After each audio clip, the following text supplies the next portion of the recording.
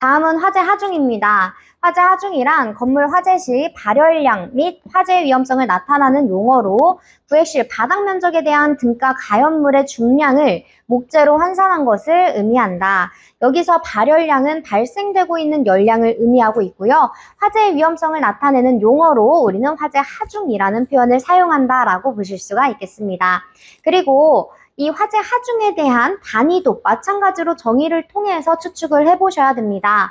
여기서는 구획실 바닥 면적에 대한이라고 하는 것이니까요. 구획실 바닥 면적 1제곱당이라는 의미이므로 이때의 단위는 분모에다가 미터 제곱이라고 적어주셔야 되고요.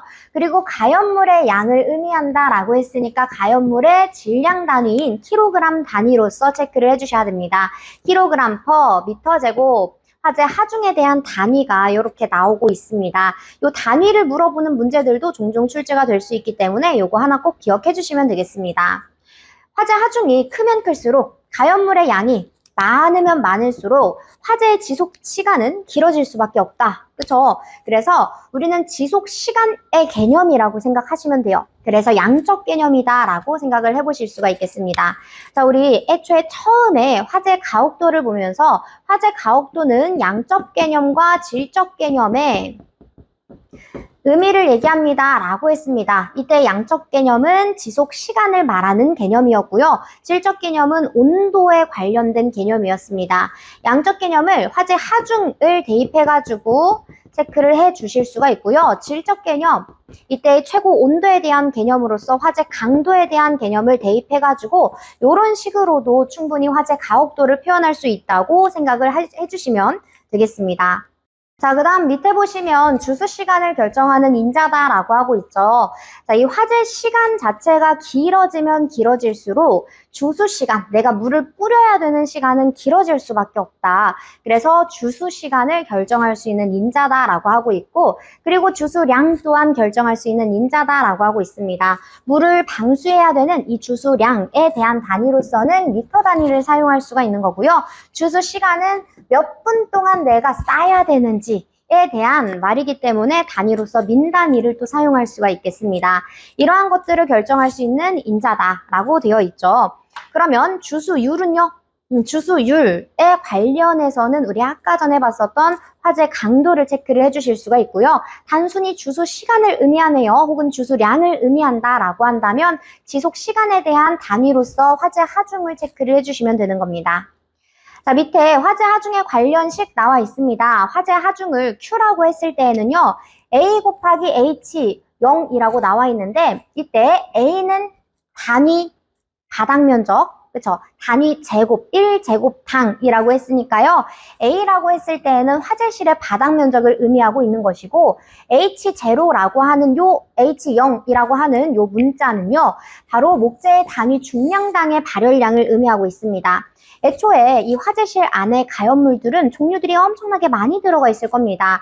근데 우리가 너무나 많기 때문에 종류들이 다양하기 때문에 이 가연물의 양들을 전부 다 목재로 환산한 값으로 표현하는 거예요.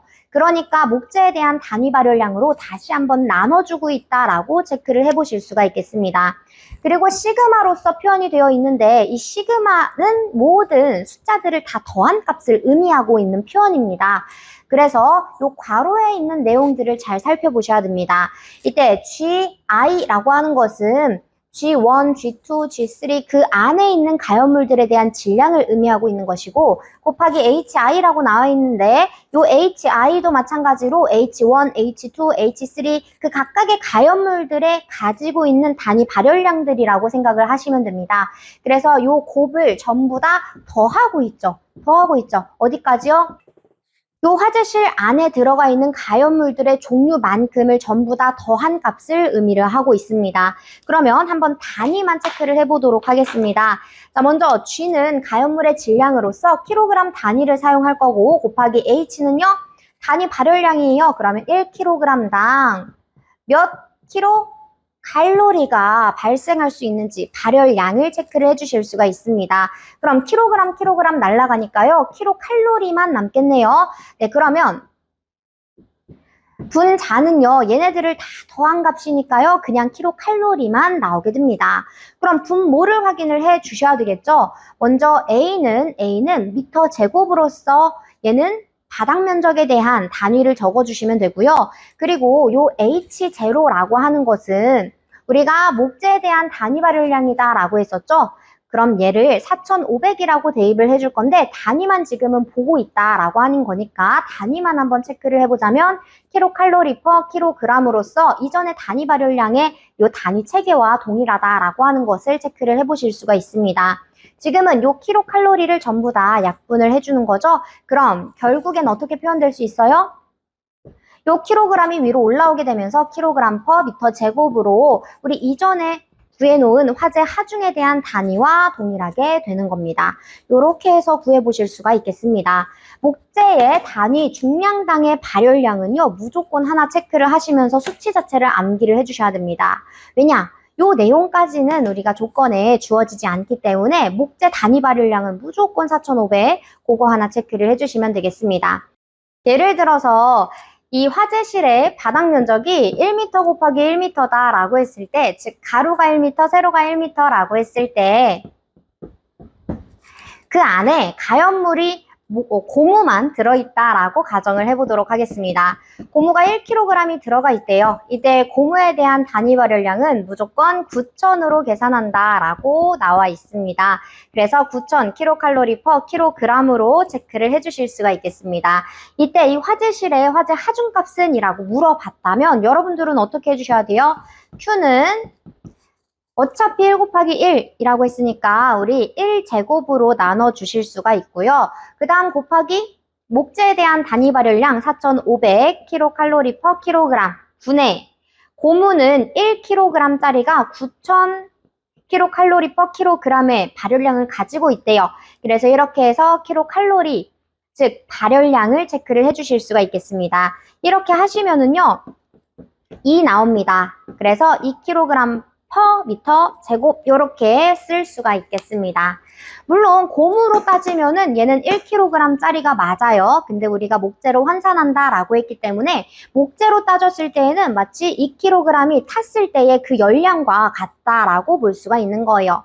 이렇게 해서 구해주신 요 화재 하중값을 체크를 해주실 수가 있겠습니다. 네, 다음은 화재 하중의 감소 대책들을 확인해 보도록 하겠습니다. 먼저 화재 하중 자체를 낮추기 위해서는 우리가 내장재, 수용 물품 등을 불연화, 난연화를 해줘야 됩니다. 이때 불연화는 연소가 되지 않는 그러한 성질을 가질 수 있는 재질을 의미하고 있고요. 난연화도 마찬가지로 연소가 되기 어려운, 즉 어려울 난이라고 해가지고 난연화라고 한다고 보시면 됩니다. 그래서 연소가 되기 어려운 재질로서 만들어줘야 된다라고 표현을 하고 있습니다. 최대한 어떻게 하고 있는 거예요? 가연물의 양을 줄이고 있는 거예요. 뿐만 아니라 가연물 등을 불연성, 철제함 등에 보관하고 최소 필요량만 보관한다. 같은 의미라고 보시면 되시고요. 마찬가지로 가연물에 대한 양을 전부 다 줄이고 있다라고 포인트 체크를 하시면 되겠습니다. 같은 제품, 내장재 중에서 하중이 낮은 것을 사용한다. 이러한 감소 대책들이 있구나라고 체크를 해보실 수가 있겠습니다. 네, 마지막 보실 부분은 화재에 대한 계속시간 혹은 화재 지속시간이라고 불릴 수 있는 공식입니다. 이 공식 자체를 전부 다 암기를 하실 필요는 없습니다. 다만 비례와 반비례 관계들만 체크를 해주시면 되겠습니다. 지금 화재 지속시간, 화재 계속시간은요. 이 화재 자체가 성장하다가 어느 정도 불기운이 약해질 때까지의 그 시기를 화재 계속시간, 지속시간이라고 표현을 해줄 겁니다. 먼저 T는 R분의 W다 라고 하고 있어요. 이 라지 R은 연소 속도를 의미합니다. 연소 속도가 굉장히 높다, 크다 라고 한다면 화재에 대한 지속 시간은 짧아질 수밖에 없겠죠. 가연물이 동일하다, 일정하다라고 하는 가정하에 연소 속도가 빠르면 빠르게 탈 수밖에 없으니까요. 그래서 지속 시간은 짧아질 수밖에 없다. 따라서 반비례다라고 체크를 해보실 수가 있고요. 그 다음 위에 W라고 하는 것은 화재 하중을 의미하고 있습니다. 가연물의 량이 조금 많다라고 한다면 연소 지속 시간은 당연히 길어질 수밖에 없겠죠. 그래서 비례한다라는 관계를 체크를 해보실 수가 있습니다. 이때 연소 속도는요. 5.5 얘는 그냥 개수니까요. 신경 안 쓰셔도 되고요. A 루트 H, 여기서의 A 값은 바닥 면적 아닙니다. 얘는요, 단순히 개구부의 면적을 의미하고 있어요. 화재실이 이렇게 있을 때 이 개구부의 면적을 A라고 할 거고요. 개구부의 높이 자체를 라지 H라고 표현을 하고 있는 거예요. 그래서 얘는 환기 계수로 이러한 공식이 있다라고만 체크를 해주시면 됩니다. A 루트 H 분의, 그 다음 위에 보시면은 W 곱하기 AT라고 적혀 있습니다. 여기서의 W는 실내 화재 하중을 의미하고 있는 거고, 곱하기 바닥 면적 해줘야지만, 즉 A 곱해줘야지만 화재 하중만을 의미할 수가 있겠죠. 이렇게 가연물의 질량만을 표현을 할 수가 있습니다. 그래서 이런 식으로 적어볼 수가 있다라고 표현을 해주시면 돼요. 여러분들이 분명하게 확인을 해주셔야 되는 것은 얘가 개구부에 대한 면적이냐 혹은 바닥 면적이냐, 그거를 조금 체크를 해주시면 될 것 같아요. 그래서 화재 지속 시간은 화재 하중에 비례하고, 그리고 실내 바닥 면적 실내의 이 부분과 A 부분과는 비례하고, 그리고 환기 계수, 여기서의 개구부 면적은요 반비례한다. 환기 계수와는 반비례한다. 그 관계들만 체크를 해보시면 되겠습니다. 네, 그러면 구획된 실내에서의 화재의 성상을 다음 그래프를 보면서 다시 한번 확인해 보도록 하겠습니다. 자, 이전에 화재 가혹도, 화재 하중, 그리고 화재의 강도를 체크를 해봤습니다. 그래프를 통해서 어떠한 부분인지 다시 한번 짚어주셔야 되는데, 지금 그래프를 보니까 두 가지의 그래프가 체크가 되어 있습니다. 먼저 표준 곡선부터 가보도록 하겠습니다. 자, 시간과 온도에 대한 그래프로서 그려지고 있고요. 표준 곡선은 지금 이렇게 서서히 올라가고 있는 이 곡선을 의미합니다.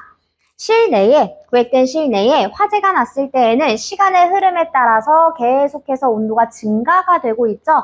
이러한 그래프를 그릴 수가 있습니다. 얘가 내화 건축물에서의 화재 성상, 표준 그래프라고 생각을 하시면 되겠습니다.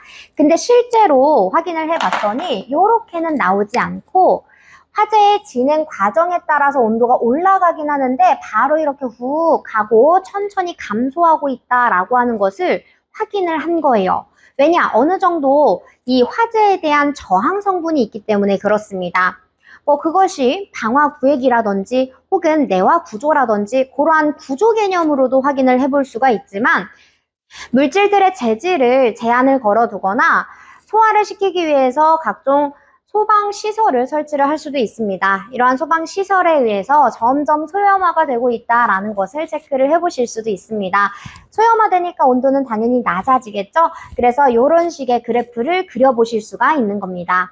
여기서 최고 온도, 이 포인트를 뭐라고 한다고요?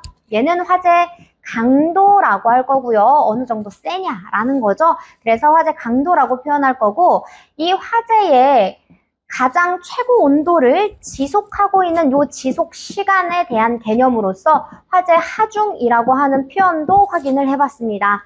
그러면 화재 가혹도는 어떤 부분이 되는 거예요? 화재 강도와 화재 하중 모두 다 같이 체크를 해줘야 되니까 화재 강도 곱하기 화재 하중, 즉 이 부분의 면적이 바로 화재의 가혹도가 된다라고 보실 수가 있겠죠. 그런 식으로 해서 전반적인 내용들을 한 번씩 훑어주시면서 확인을 해주시면 되겠습니다.